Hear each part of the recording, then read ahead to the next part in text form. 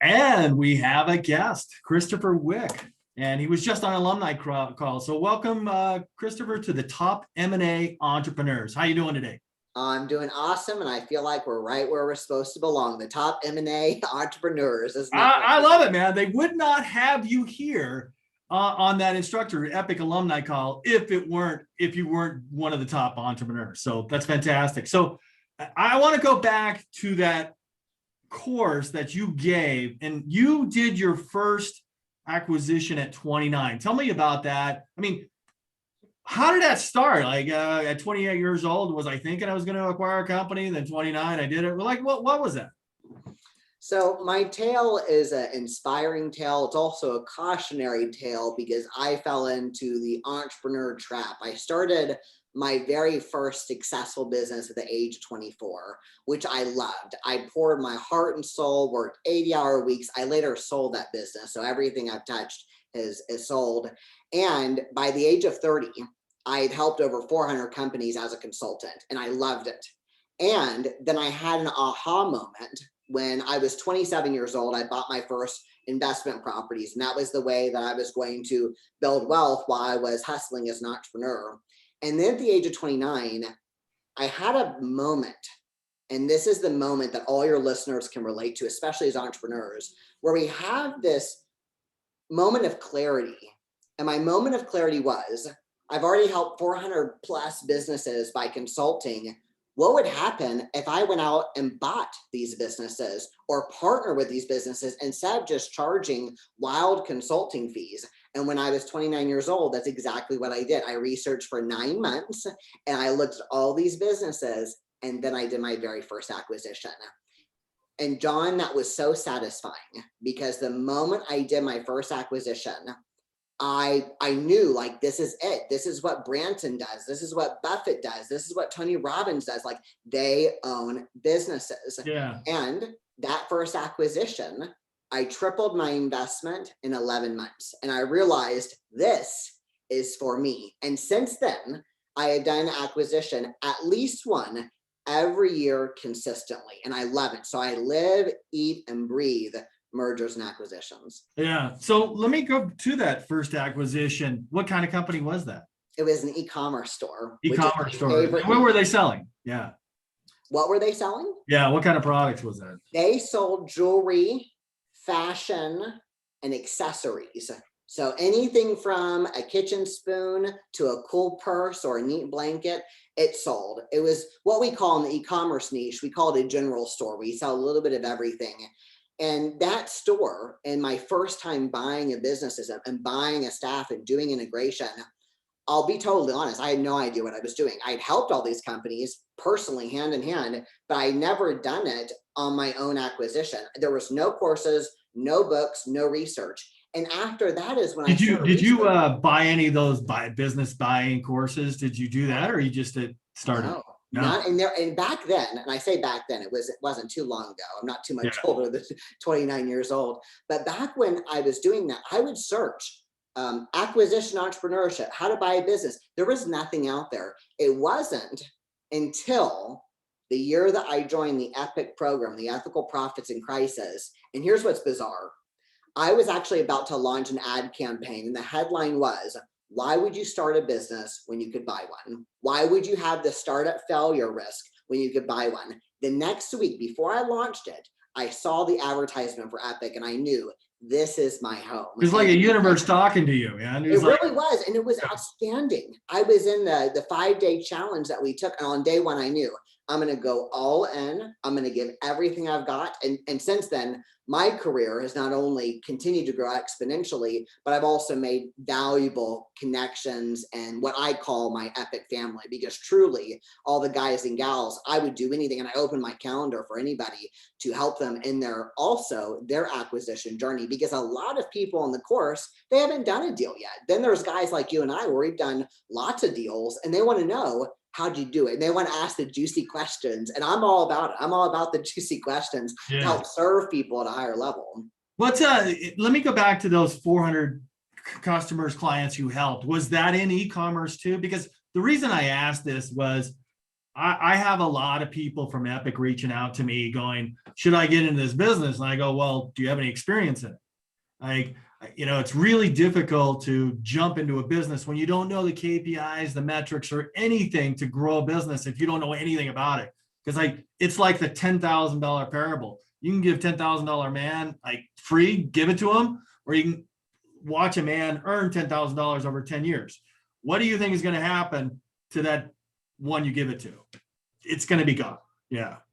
Yeah, for sure. So the companies I helped as a consultant was in a wide variety of industries. So the answer is no. My first acquisition in e-commerce, I knew nothing about e-commerce, but I had the belief that I could do it. And thank goodness, my first acquisition, I not only worked hard, studied, learned everything I could about e-commerce, but I also believe in entrepreneurial journeys, we have luck and we have grace. And I am definitely humble enough to acknowledge I got lucky. And I got lucky because I worked hard and because I studied and because I hired coaches and I hired the people who knew e-commerce. And then that became my jam. And now in acquisitions, I primarily do all online. Now, occasionally something delicious will head my way and it's in person or it's brick and mortar or it's a service business. But really my bread and butter is e-commerce and anything digital. Yeah.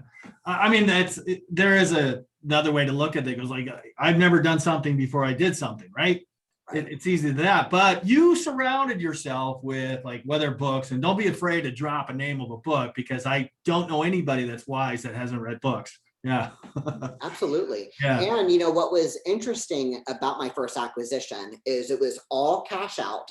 I, saved up all my pennies to make a really great investment.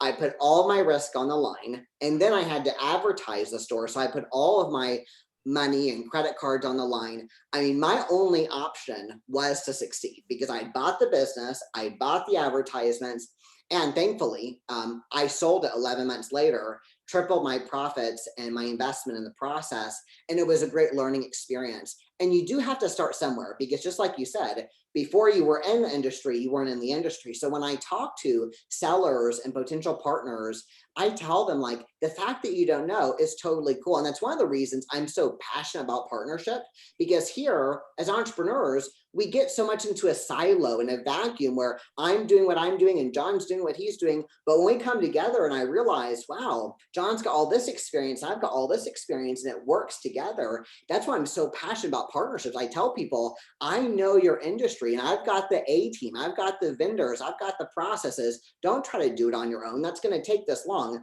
Let's shorten the gap and let's accelerate your success by working together. And that's what I love. And that's a very important lesson I've learned in the past several years is how important partnerships are and how to work together. Yeah. I want to go back to you bought, 100% of the business with all cash down, which is opposite what Roland talks about. And look, I've done it too. I bought 2 businesses, paid for them out of my pocket, probably overpaid, went through a broker, I did all the mistakes. I mean, how has your strategy changed, from pre-Epic to Epic? Are you buying all your businesses now Epic style, or? I have done it, no money out of pocket. And that was a wonderful creative challenge in thinking differently. My first 2 acquisitions were before I took the Epic course, and it was traditional, all money out of pocket. You do the deal, all your risk is on the line. And I was comfortable with that. And my first acquisition worked extremely well. My second one did not work well, and I lost my investment. And I talk about that proudly because I learned a lot more in my second acquisition, and I became well-rounded. It would be such a seductive story if I was an overnight success. And Lord knows, one of my mentors says, we've lost more money than we've made, and we've still made a lot of money. After doing the Epic course, I really was challenged to think differently. And that's by our mutual friend, Chris Daigle. And he said, I know you've done it with your own money. I know you've done it with your own capital. Your next deal, try not to. Give yourself a challenge. Can you do it no money out of pocket? And I'm a really good advice taker. I am young enough to know I don't know that much. And so when someone gives me advice, I take it. And my very next deal, I did it textbook, no money out of pocket. And it was wonderful. And it's continuing to benefit myself and our stakeholders since that moment. So really what the course and the community has taught me is I still love to use my own money. It's a lot of fun and it makes things very, very real. But now I've done deal financing dozens of ways. I've done all cash. I've done no cash. I've done seller financing. I've done partnerships. I've done equity release. I've done all these ways. And that's because of the gift to think differently from Epic, because I was taught think differently. Because when I started investing in real estate, it was all my own money. Then when I did my first business, it was all my own money. My second business, all my own money. And then I got the pleasure of getting the challenge from our mutual friend, Chris Daigle, where he says, give yourself a challenge to do it with how we're teaching. Yeah. That's exactly what I did. Look, can I ask you about that one failure that you did make? And I'll just I'm pretty transparent about this. I did buy a business. It was courses, and I had to shut it down 6 months later because it was in violation of Yahoo's advertising policies. And that's one of the lessons. Like, make sure you have an attorney check it over. Like, and don't sign any. Like, feel like there's a FOMO to sign contracts. Are you going to renew the Yahoo contract? Like in 48 hours while you're trying to do this deal, I go, oh, I guess I should. I was all nervous about it. I did. And then 6 months later, they change it and you're in violation. And my business went to zero and I shut it down. Yeah. I mean, yeah. The fact that you share that, and this is what I want entrepreneurs and my partners to do more often, is we have to share all the times we gloriously failed, because that moment where you had that Yahoo Finance issue, you learned a very, very valuable lesson. And my second acquisition, where it was not a disaster, it wasn't that bad, but it was bad enough to lose my entire investment. But we all walked away as friends, which was great. That taught me so much as an entrepreneur. And I proudly talk about, I'll say my first one, I did really good, triple my investment. My second one sucked and I lost all my money. And guess what? Both of those combinations made my third, fourth, fifth, all of those a success, because I knew, don't do this. Like, don't do the Yahoo thing. Those are the harder lessons that stay with you forever. Yeah. Absolutely. Yeah. And so really my failures are open book as well. I always tell people, ask the juicy questions, because that's where we're all going to learn if we're all upfront and authentic. Because the ones who pretend they're successful all the time, or they have their fancy cars or things like that, and Lord knows we've all got fancy cars, but when we talk about the reality of what it felt like to fail and what it felt like to have a dream, and it was so promising, you thought it was going to be so good, and then you get all the way to zero, it's like, damn, won't do that again. You're married? I am. Yeah. Were you pretty transparent about conversing with your wife? It goes like, oh my God, this thing's going to fail. It's not going to go. And well, she has been privy to every deal I've done, because she met me right before I did my first acquisition. So she's heard, better conversations than any boardroom ever, because she gets to hear all of it. Yeah. And really, with the second deal, we really thought this was going to be wonderful. I bought a business in another state. It was a business I had tons of experience in. And we really were excited that the business was in a different state, because we knew I would not get sucked into operations, which me and my wife thought was absolutely wonderful. And so she said, go for it. She's always very supportive. And then I remember when I told her, it took me 8 weeks in this acquisition. I ponied up all the money. I paid for 8 weeks of operations. And then I knew I made a commitment to myself. I'm out if I lose this much. And I was getting very close to losing that much. And I told my wife, I said, the gig is over. I'm going to have to shut it down. And I've learned, and she wasn't worried, because she has seen me create so much success. And losing this one chunk of investment was painful. Just because you have lots of money doesn't mean it's not painful when you lose money. But she knew it wasn't going to be the end of my entrepreneurial career. She just knew it was going to be a fantastic learning experience to share with John one day. Oh, that's beautiful. I mean, what did you identify about that business that said, oh my God, well, how did you come up with that cutoff number there? Just say, hey, I'm out if it hits this number. You just couldn't turn it around, or it just wasn't the dynamics of it? Or, I mean, some people just don't do that. They don't. I have known, like a guy come to me last year and he goes, hey, I need an investment. I go, well, tell me about your business. Like, you've been losing money for 4 years. I don't know how to help you. Right. Right. Yeah. So I think something that entrepreneurs don't do very well, and I can say this because I've done this in the past, is we have our sights focused on what it's going to be like when it's a success. We never think about when do we walk away. And something I learned very early on when I've done business partnerships is to plan the divorce before you get married. So whenever I partner with someone new, and I love partnerships, especially with what my acquisition firm does with our gap partnership program, whenever we sign the legal paperwork, on that legal paperwork, it says, and fancy legal mumbo jumbo, I'm going to say it a layman's terms, but if this works well, here's what happens, sign here. If this does not work well, this is what happens, sign here. And the reason why I do that is because if we make a commitment into the beginning, hey, John, you and I are going to get into business, but $150,000 is when we walk away. If we lose that much, we walk away, we close up shop. If we do that, we're going to prevent losing so much more. So when I did my second deal, and I done this one deal successfully, I thought, oh, I'll just, replicate what I did. Totally different. It is like you get that first time success, you think you can't lose. I know. You think, oh, I've just got one of my colleagues said, wow, you've got the magic touch. And I thought, oh yeah, I've got the magic touch. But thankfully I was smart enough to say, okay, I'm going into this deal. If I lose this much, I will then have a come to Jesus conversation with my partner. If I lose this much, we're closing up shop and everyone's going home. And that's exactly what happened. We were operating the business. We had that come to Jesus conversation. And then I said, okay, we're about, a little bit away from my deadline. If we reach that, y'all already know, because on day one, I already said, and I planned my exit plan. And that's what I do with all my partners. When it's this much, then we're going to sell. When we've lost this much, we're not going to continue on, or if this happens. Now, of course, the way that I structure deals today, I help prevent losing money in stupid ways. Yeah, it's minimal risk now. Your exposure. Deal, I'll tell you the biggest reason why my second deal didn't work. And as an acquisition entrepreneur and as a business investor and mentor, this is the cautionary tale. My second acquisition was for a business that was technically a startup. And that's so no profits, technically. Yeah.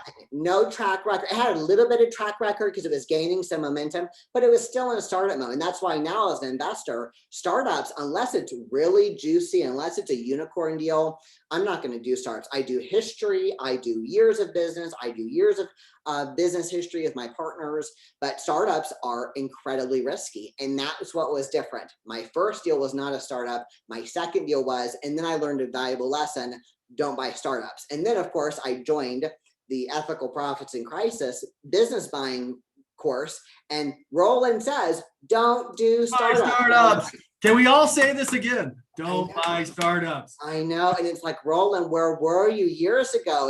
And I'm so grateful now, because as someone who's done $55, I paid $180,000, whatever. Right. Absolutely. And I'm grateful for it. And really a lot of entrepreneurs fear success. And I remember I had a tremendous amount of peace when I decided on that second deal that I'd gone too wrong and lost too much money. I had an incredible amount of peace when I said, it's over, and we've done it, and we've reached my boundary, and now it's time to walk away. So that prevented arguments, because no one got mad, because they all knew, everyone knew what my boundary was, and it was all on my dime, so they couldn't blame me. And then number two, we all knew what success was going to look like and what failure was going to look like. And when you walk into a partnership like that, and when you have clear understandings and clear communication, and you write that stuff down, people don't get mad. They get hurt, they get sad, they wish it turned out differently, they get disappointed, but there's no arguments. When you write it down on paper, we all know what the rules are. Yeah, very clear. How much space was between the time that you said, I'm gonna buy another business, and then I saw Epic, and then I bought the business? And was your wife at any time going like, oh my God, not again, right? Thankfully my success with my first one was larger than my failure in the second. So she wasn't turned off by. Oh, there you go. Yeah, that's good. So I if there was a chalkboard or keeping score, it's like, hey, I'm still up. And so when I was going through the Epic course, day one, I told my wife, I said, I finally found a course. I finally found a community of people that I think like, feel like, and trust. This is it. And this is my career moving forward. I was totally all in. When I had done my first acquisition, I was still running the consulting business that I ran for many years before I later sold that too. And I did my second deal right as I was selling the first deal. So I was definitely on a success streak. And then as I went through the Epic course, I did my first deal where they teach us the creative financing. And then, of course, since then, I've done one annually, at least once annually, since I was 29 years old. So it's really been a smooth ride. I'm very conservative when it comes to growth. I don't go out and say, I want to, acquire, 24 companies by next week. I'm very slow and steady wins the race, because I love great businesses and great people. I'm not trying to be the biggest entrepreneur that I can be. I'm trying to be the best entrepreneur that I can be. Yeah, I like that, man. It's everybody in this Epic course, thousands of them go like, man, find your own path. And, it's hard. Look, somebody came to me and he goes like, how do I duplicate what Pash does? Well, like, okay, join the Marines, get shot, Right. realize that you don't have a lot of time on the earth, and you're not going to duplicate it, man. You got to take your own path.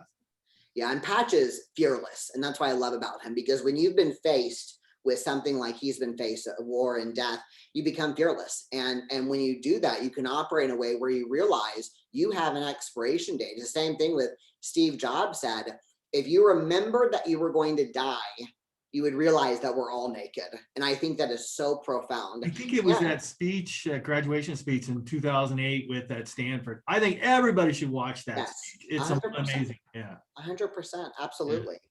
So why is it, I know you're going at the path of like one per year, and that's not bad, because there's another guy in Epic that treats his course, Jeff Charlton, has a printing company in St. Louis. I mean, he only does one a year. He just sends out 500 letters, does one, it takes that long to digest and grow and work with it and integrate. I mean, what's that pace on that? So it's my 1 a year is a minimum.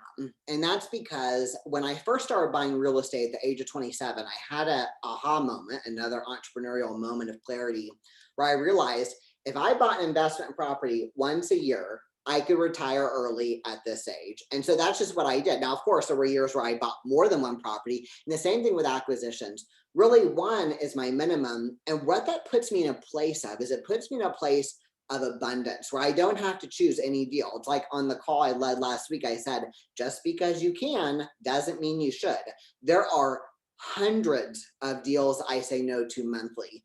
We have a really robust process for deal flow and referrals and getting people in our pipeline.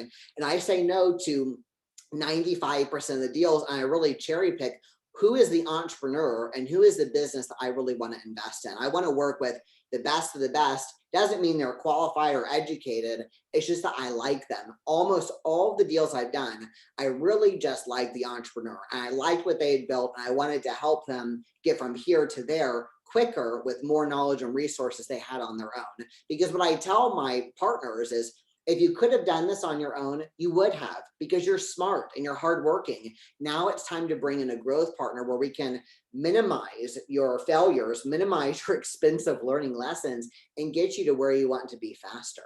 So there are times where I'm leisurely looking at deals. And if your minimum is one, everything else is a total bonus. And so that is my philosophy. I want to be the best, not the biggest, because there are a lot of acquisition entrepreneurs who want to go out and they want to gobble up all the companies. And God bless them. I just don't want to work that hard. I want to be able to enjoy my life. Yeah, there you go. I work basically part-time hours doing what I do and running the companies I want to run. There's no sense in me going out and trying to be the hungriest acquisition entrepreneur when I just want to be the best entrepreneur that I can be and help my partners be the best they can be, and finally see some stuff work, finally see great results in their business where they also get to live life. And one of my partners right now is getting ready for taking his first vacation in like 4 years. And I told him, I said, dude, that's gonna be one of the first things that we accomplish is getting you to be able to take a vacation. I tell my partners in our GAP program, I want to help you end suffering, the hustling, the grinding, the working 80 hours a week. that has a total expiration date. And the It more is that we work, gonna be a paradox. He's like, I think I have to work harder to get where I want to go, but it's opposite. It's like, if you fit this in first about your me time, the other stuff falls in place. yes, absolutely. And that's one of the reasons when I first started acquiring businesses in my late 20s, I set really huge goals. I was like, if I had 120 companies, here's what my life would look like. And then I realized that was going to look like too much work and not enough leisure and not enough enjoying life. It brings me no greater joy than to work basically part-time as an acquisition entrepreneur. My team is happy. My team is thrilled. I don't do 80-hour work weeks with my team either. I tell them, here's your cutoff. You cannot work more than that because you're a human being. Right. So I take care of my team, I take care of my partners, and then I get to enjoy my life, which is great. And that's the whole point of this anyways. The whole reason anyone wants to be an entrepreneur is because they want to have freedom. Well, there's not freedom in working 80 hours a week. And I know that because I did that all throughout my 20s. If there was one word that could summarize my 20s, it was hustle. And now thankfully I had grace and I got lucky and I did some really good deals. But there are a lot of people who hustle and they don't get lucky, or they make a wrong turn. And that's so sad. It's suffering that's totally unnecessary. Yeah. So what does your criteria look like now? You said e-commerce. It doesn't matter what kind of product it is. It's just as long as the economics are there. And does the owner stay with them, or you kind of replace them, or what happens? So when I first started my acquisition firm, I really thought I was going to go out and just gobble up businesses. But as an entrepreneur, I listen to the market. And that's something that's some wisdom I've learned from my mentors and coaches. Listen to what people need. And I realized most of the time when an e-commerce store was selling, it was because they'd gotten to a point that they could not get past. It wasn't that they didn't like the business. It wasn't that they weren't good at it, but they got it here and they couldn't take it there. So then I created the GAP Partnership Program, which is our proprietary program to take people from here to there and close the gap of where they want to be. So now my work looks like more partnerships and acquisitions, which I love. It's a non-controlling interest kind of come in, or you take— Depends on the deal. Yeah. Depends on the deal and the size of the deal. There are some where I've got absolute controlling, and there are some where I'm actually a minority owner. It really depends on the entrepreneur, what their goals are. It's the deal creativity and the numbers are very flexible. However, our process is a system. We have a recipe for all of our GAP partners and what they go through. So every entrepreneur is different, but every business follows the same recipe. So it really goes on basically what Rollins taught you and I. What does the seller want? My primary question is, what does the entrepreneur want? Even before we start our interview, the first thing I asked you is, hey, what's something I can get you? What do you want? Because I'm always wanting to give. And so now the criteria is I specialize mostly in e-commerce, and I love that because it's digital, it's flexible, and I've done it many, many times. So it's like the back of my hand. Within e-commerce, I have special niches that I love. I love health and beauty and grooming. I love cosmetics. I love hair care. I love skin care. I love beard care. I love anything that has to do with health, beauty, and grooming. I love that niche. But then also other things. I was looking at a deal a couple of months ago, and it was a chicken coop business. And you think, well, why on earth would you look at a chicken coop business? No, I saw something like that. It was doing there was a company was doing millions of dollars in chicken coops. The chicken coop industry is $1 billion with a B, $1 billion industry. So yes, I love health, beauty, and grooming, but I also look at chicken coops because I'll look at what's it going to take to make that happen. So I don't own a chicken coop, and I never will, but I sell chicken coops. Hey, and you know what? That there is so much opportunity, and I also stay very focused. If there is an e-commerce component, I'm all in. Even my wife right now, she's looking at buying her first business. Ooh, look at that. Proximity. And I told her, I said, the moment you buy this business, the moment I help you do this deal, I'm going to implement an e-commerce store for this deal. And that e-commerce store will actually be bigger than the brick and mortar, and we're going to have a hell of a time. So anything can be e-commerce, but when people don't specialize and when they say, well, I'll acquire anything or I'll consult anything, you lose that focus. When I'm focused only on e-commerce and that is the drum I'm beating, that's where I have massive success again and again and again, because I'm following the same recipe. Now, that doesn't mean that other things don't come up, but I scrutinize those things. Recently, there was a wonderful tanning salon nearby, and I thought I loved it. It was a cute little tanning salon. I thought it was wonderful. I knew I could add an e-commerce component to sell tanning lotion online.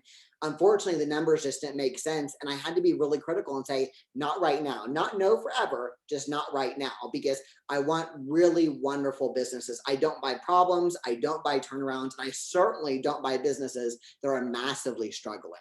Yeah. I gotta, one is, what is the most peculiar thing somebody's asked for when you go, what do you want? They go, sometimes I want a boat. Sometimes I want to watch. What was the most peculiar thing somebody asked for? It's like, what do you really want?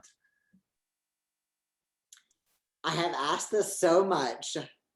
I am astonished by the answers I get. And I'm going to go back to my chicken coop guy. When I asked him, what do you want the most out of this deal? He was so authentic.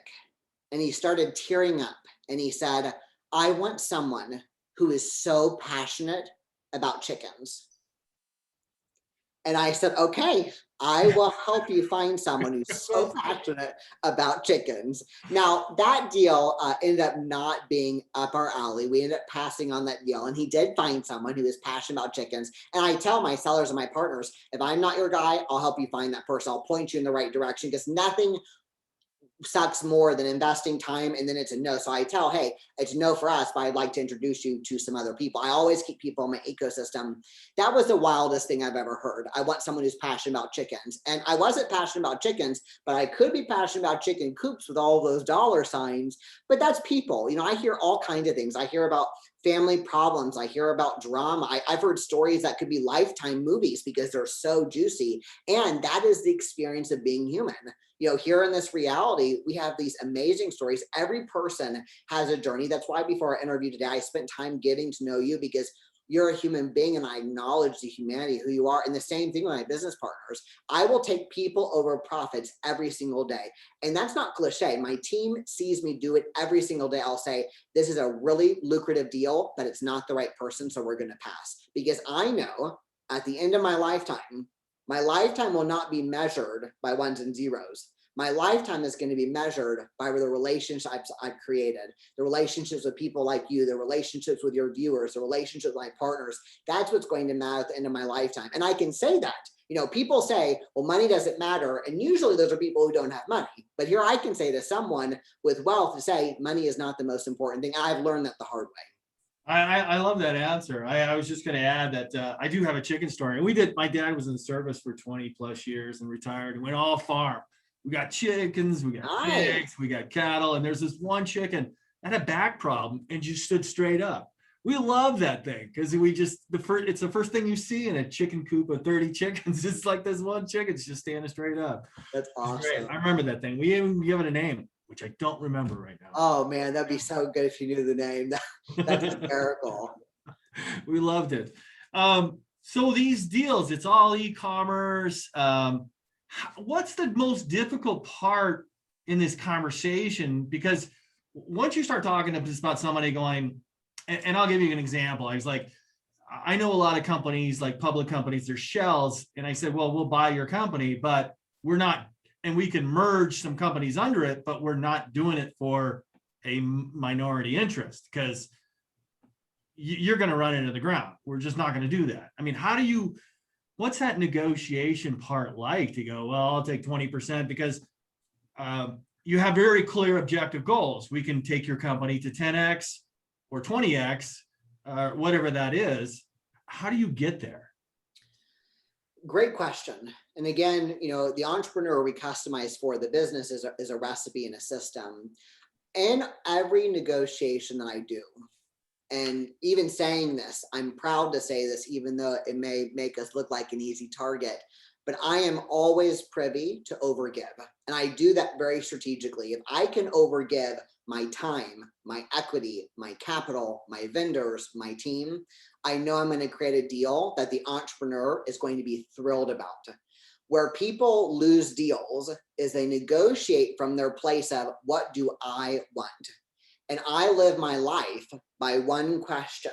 And I know it's a question everyone is thinking. That question is, with them, what's in it for me? And I know everyone's living their Oh, life. that's a staple. And everybody that's done business or read a book, and you're just like, Yes. oh gosh, this is like a preconceived notion and just a truth for many people.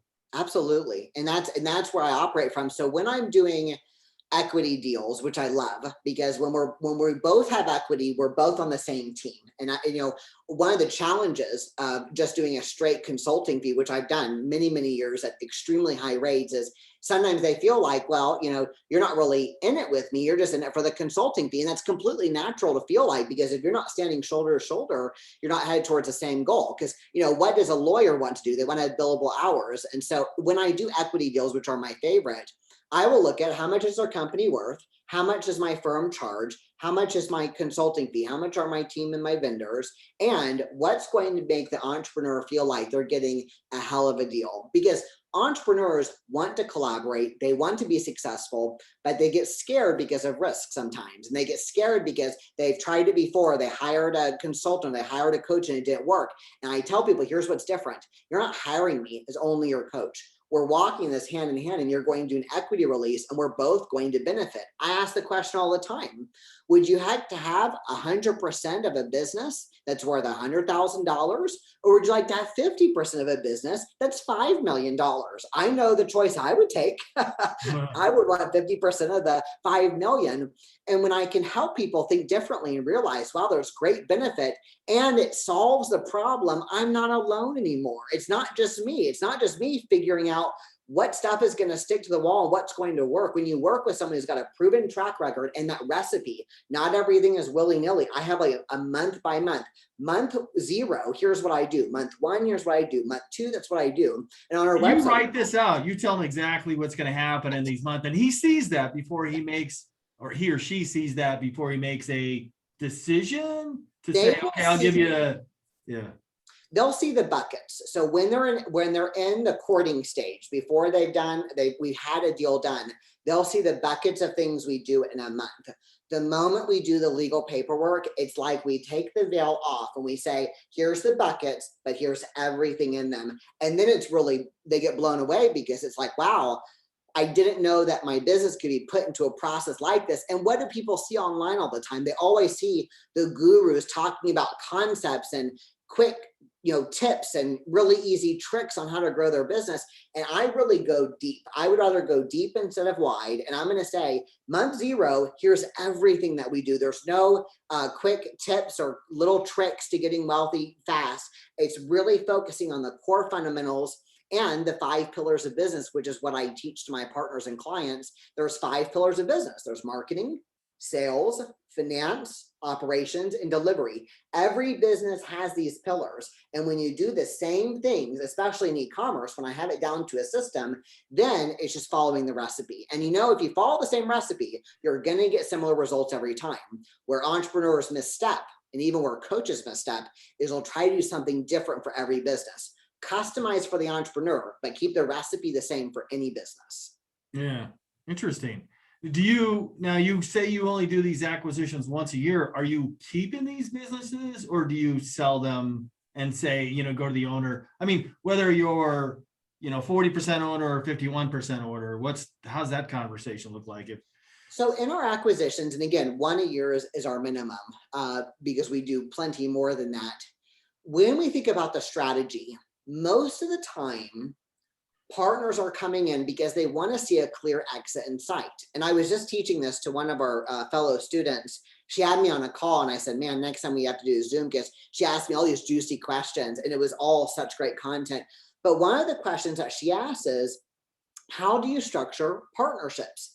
And I said, the number one thing to structure a very good partnership is having a finite goal, because it's not a marriage. When you're getting married, like when I got married to my wife, we didn't have a finite goal. The goal was be happy forever and ever. When you do business with someone, when I partner with John in his business, it's not so John and I can be happy forever and ever. We have to have a finite goal. So what's your goal?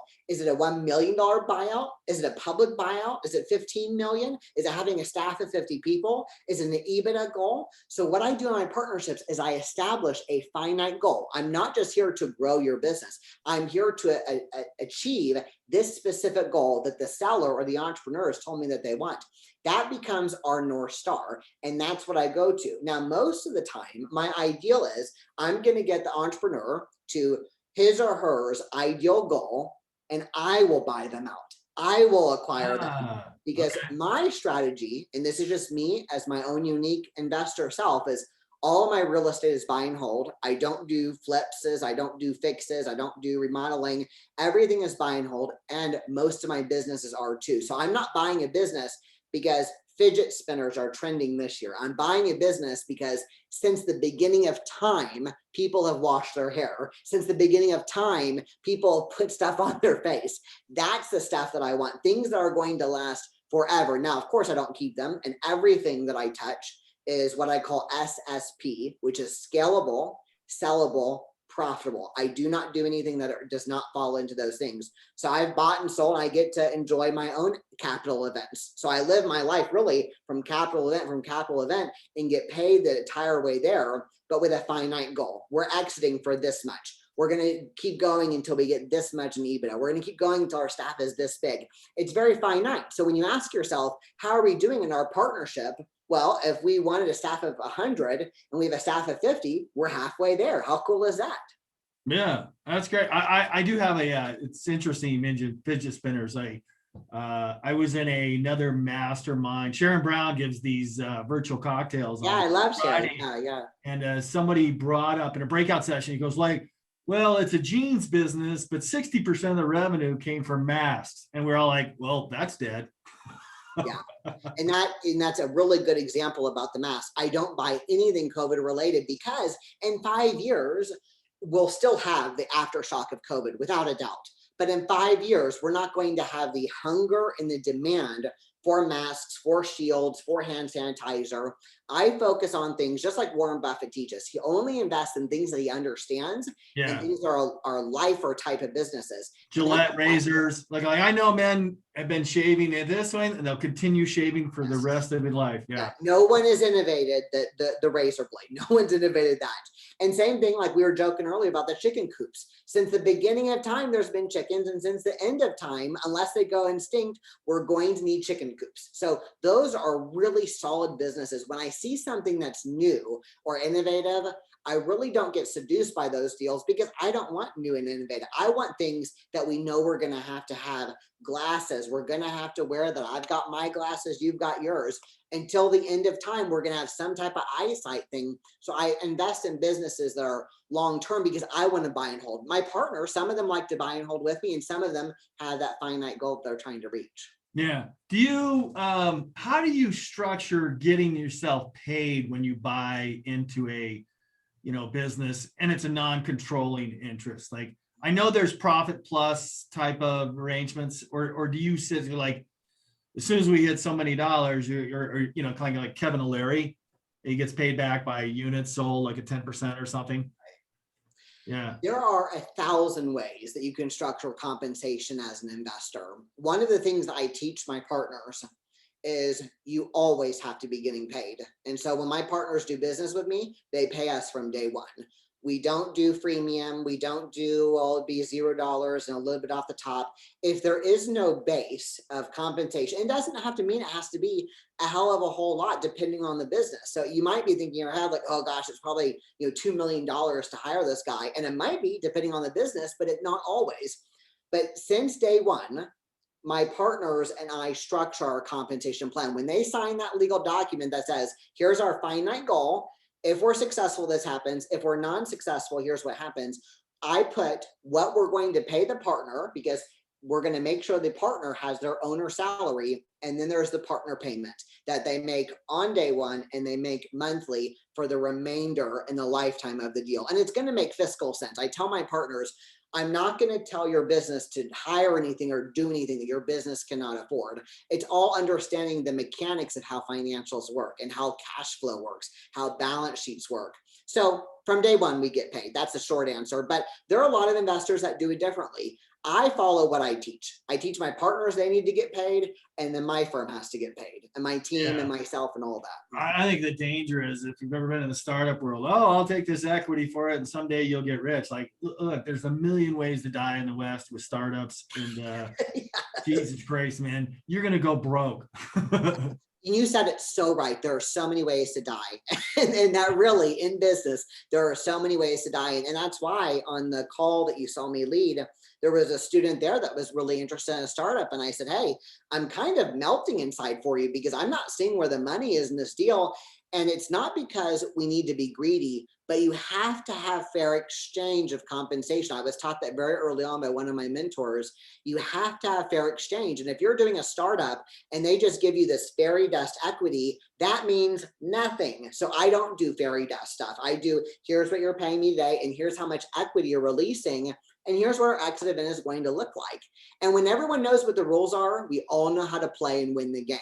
And that feels so good. Don't get into business partnerships with no finite goal. Don't get married. Save the be happy forever and ever. Save that for your husband or for your wife. But when you're doing a business partnership, have that finite goal, your North Star. And if you get that, great. If you get 75% where, that's great too. But make sure it's easy to understand and everybody knows what we're going for. Yeah, clear objectives. I mean, it makes a better relationship. Yeah. Absolutely. Yeah. So some of these acquisitions you made, have you actually acquired other companies to run on top of them to do that?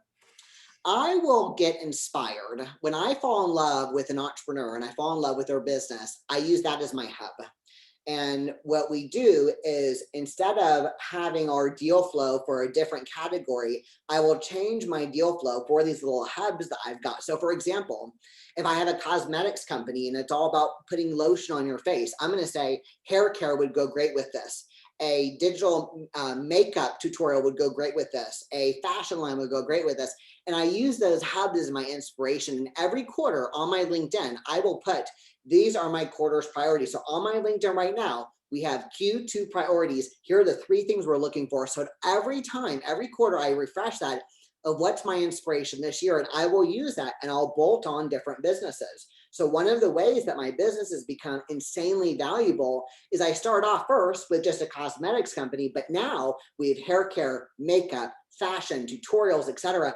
And that business just becomes so irresistible, and we're sharing customers and it's cross-pollination. It's lovely. And that's where the creativity of myself comes into play, where I get inspired by a genre of an entrepreneur of a business, and I use that inspiration to acquire other things that will match with it. It's really cool. Well, so just curious, what's the most precious thing? Now, if you come in, you partner with somebody and it's a non-controlling interest, and you usually see these entrepreneurs that are burnt out. I mean, what happens? Like, hey, you saved my life, or this is fantastic, or what's that look like? You're so right, John. And you're so intuitive, because the thing I run into most often, especially when someone has listed their business for sale, and you and I both know 80% of businesses don't get sold because they're not really businesses, they're jobs. When I partner with someone and I see that spark in someone, the first thing that they experience is relief, because finally they're not alone. Finally, they have a plan. Finally, it's not only up to them to make a success. Now they're running the race with someone else, and they're running the race with someone who's won the race. I've already run it. I've got my medals. I've got my awards. If you look at my little shelf here, all these are awards of my businesses. I know the recipe. So when you partner, the first thing they feel is relief. And in my work as a consultant and as an investor and as an acquisition entrepreneur, I have certainly made people a tremendous amount of money.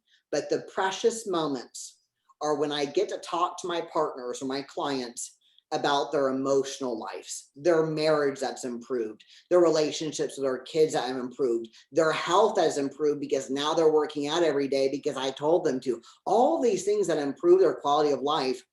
that my partners hear about, because I say, let's end suffering. You don't need to hustle. If you are serving your business, you are a slave to that. Your business should serve you. Take that vacation, buy your spouse that piece of jewelry, buy your kids that school sport. Those are the moments I live for. And I have this treasure chest of all these thank you cards that I've gotten from the people I've worked with. And none of those thank you cards, none of them say, thank you for helping me make money. They all did, but their thank you cards say, thank you for my mental health. Thank you for my body. Thank you for my kids. Thank you for my wife.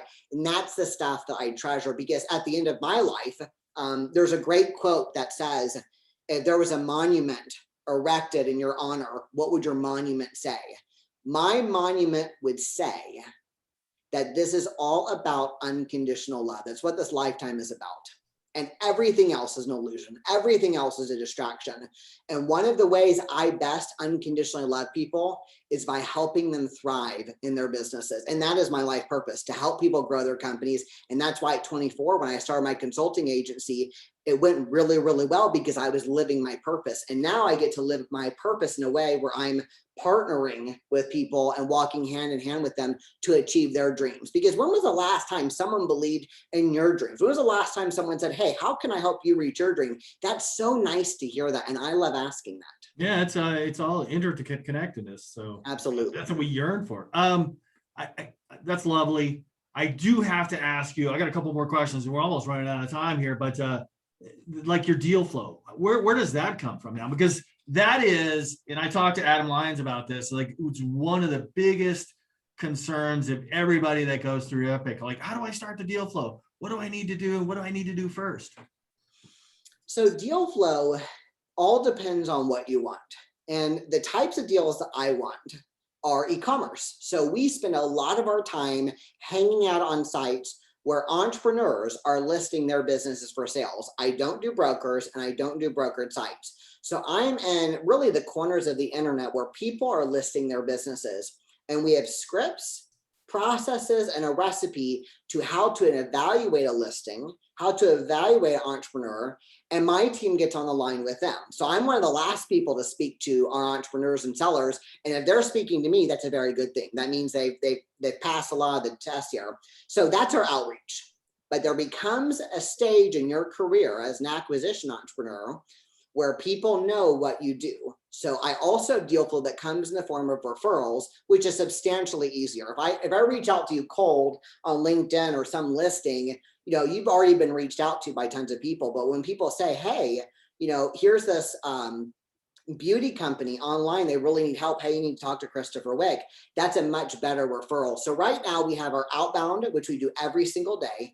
And then we also have our colleagues, our clients, and our partners send us referrals, which I love. And I've gotten to meet some amazing people, but it's very deliberate. When I started out day one creating my deal flow, and that was really through the Epic program, I really was diligent about it's this many messages a day, every single time. And then it just came down to a conversion rate. So in the beginning, it was like every 60 reach outs led to one really meaningful call. And that gets better and better the more that we analyze listings, the more that we analyze LinkedIn profiles, because I'm everywhere. I'm on Facebook, I'm on LinkedIn, and my team is going out and messaging people. And that's awesome because we're evaluating a ton of deals.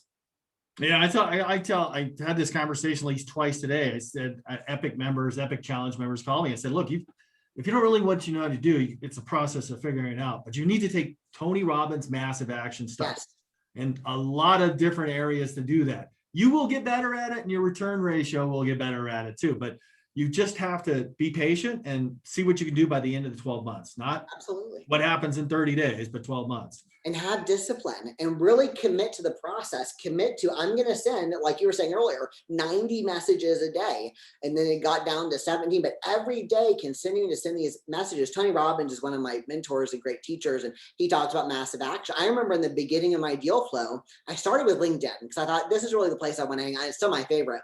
And like my fourth person I reached out to, I was asking if his business, I was looking for a business that was doing at least $1 million in revenue. And he messaged back saying, we're doing 20 million. Is that too much? And I said, of course not. Of course not. I'm going to delete this conversation. Yeah. It's like swipe right, right? Or Yes. So now I have better scripts because I want big companies to know that we're not leaving them out. But that was like my fourth message. And I learned through that conversation. So you're going to get better, and everyone's going to come up with what their personality is best with. My personality really is best with LinkedIn and these cold reach outs through websites. And we find companies we love. I'll do research on cosmetics or beauty or grooming brands on Amazon, and I'll go straight to the source. And I'll say, I love this product. I love your listing. I'd love to talk with you to see how we can work together. I don't immediately come in and say, hey, I want to buy you. I want to see how can I serve you. And once they see my LinkedIn and my interviews on my website and our blogs, they'll know, who we are and what we do. But I first want to start off with what do they want and how can I help them get it?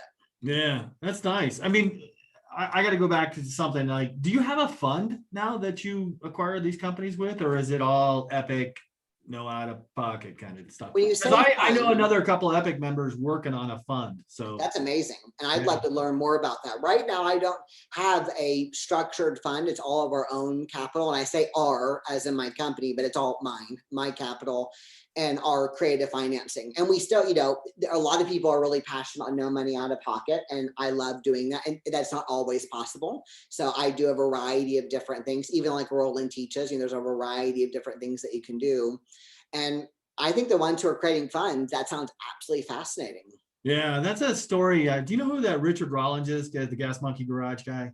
No. He had a show. He just renovates cars, but his dad taught him a long time ago. He said, son, if you go to somebody's house to buy their car, put a roll of cash in your pocket because they're not going to wait for you to go get a bank loan. Oh, yes. Yeah. Oh, yes. You have to have the money now. And that brings me to one of the topics that you were going to ask today about how fast do you close? And my answer is within 3 calls. I mean, that's how quick we are to know. No way, really? How we get it done. Yes, it's 3 calls, and it's a 3-step process. If an entrepreneur makes it to the 3rd call, they're going to get an offer. And I do it really fast because that's what entrepreneurs need. They need certainty. They need to know what's happening with my future fast. And yeah, I got to tell you, so it's inverse thinking, like Charles Munger's like inverse thinking. If you draw this out as long as possible, the deal possibilities go down to 0. Yeah, it's almost as if they correlate. The longer time it takes, the more the possibility is going to go down. And very quickly, I tell people, hey, if they're not a good fit, I'm very honest. I'll say, hey, this isn't a good fit for us, but I'd like to recommend you to some people who might be. And then if they are a good fit, I'll say, here's why I'm looking at your business. I love this, this, and this, and I think it's a great fit. And the moment I know I can make an offer, I will tell them, I'm going to make an offer on your business because of these reasons. Let's have a call. Yeah. Wow. That's awesome. Hey, I wrote some notes down here about this gap here. Can you tell me a little bit more about that? What you're talking about? Can you just describe it? All good. Yeah. The GAP program stands for Growth Acquisition Partner. And this is where we help entrepreneurs close the gap of where they are and where they want to be. If they could have done it on their own, they would have. And I believe that because most entrepreneurs are really smart and really hardworking. The challenge is they don't know the rules of the game. They haven't run the race before. They haven't won it. And where we specialize in e-commerce is we've done this. We've got a proven system. And of course, that process can be applied to other businesses, but e-commerce is my favorite, where we partner with entrepreneurs. And what that partnering looks like is it looks like an equity release and a consulting fee. So they're not going to pay all the no's for consulting fees, and they're not going to give up the entirety of their company that they've worked so hard to build. We're going to walk shoulder and shoulder and go down the line of their success, working towards a finite goal of what we're going to achieve, and then help them get there together, because it is so relieving to know I don't have to come up with all the ideas on my own, and they actually know what they're doing. And the GAP program, the Growth Acquisition Partner program, was created because of what I saw in the marketplace. My first goal was I was just going to go and acquire 100% of companies. And then I found entrepreneurs, they really did want to stay and they really did want to make it work. They just got stuck. So that's the GAP program. And the GAP program, not everybody can get accepted in the program. We do an invite only where they can submit their information. They'll talk with one of our investment managers. And if they're a candidate for the program, they'll eventually talk with me and we'll make a deal of how we can help grow their business to a finite goal. Usually the finite goal is an exit. They want to have an exit. for this amount of money. And we're going to make all of our efforts, all of our strategies to exiting for that amount of money. It's Yeah. really- Hey, I have to ask you about the partnership program. Now, is this is for entrepreneurs that own an e-commerce company, but what about like if an Epic member says, hey, I know this guy wants to sell. Do you partner with them also, or? Yeah, absolutely. I've worked a lot with Epic members. I do have some paperwork. So if I share with them a deal or they share with me a deal, we also have a success. If this deal works out, here's what we'll both get. And if this deal does not work out, here's what happens. I learned that through trial and error. I shared a deal with an Epic member once, and they actually took the deal. And I thought, I could say shame on them, but really shame on me because I didn't have the legal paperwork. So now we have a little bit of legal paperwork to make sure we have a best case scenario and a worst case scenario. Yeah. Christopher, this has been awesome. Very informative. I would just like to say thank you for doing this for me. I really appreciate it. Well, thank you, John. Thanks for having me, and thanks for doing this podcast, because the more we educate entrepreneurs, the better our entire community will be. Yeah, that's beautiful. I'm going to stop recording right now.